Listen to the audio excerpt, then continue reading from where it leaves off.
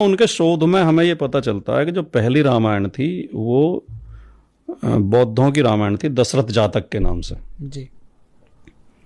और उसमें कहानी ये आती है कि वाराणसी का एक राजा था जिसका नाम दशरथ था, जी। अयोध्या का नहीं, हाँ। वाराणसी का। जी। और उसके दो बेटे थे, राम और लक्ष्मण, और एक बेटी थी सीता। जी। यानी उसमें बहन बना दिया है।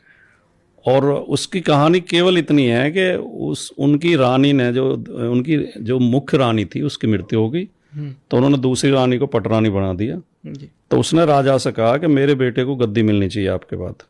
जी। तो दशरथ के दिमाग में आया कि ये गद्दी के लिए मेरे बेटे राम को मरवा भी सकती है। जी। तो उन्होंने ज्योतिषियों को बुलाया और पूछा कि मेरी आयु कितनी शेष है। उन्होंने कहा आपकी आयु 12 वर्ष शेष है। जी। तो उन्होंने राम से कहा कि तुम और लक्ष्मण दोनों हिमालय पर चले जाओ, जी।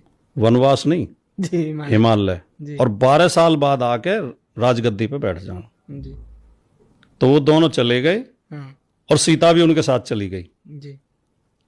और दशरथ की मृत्यु 10 साल बाद हो गई।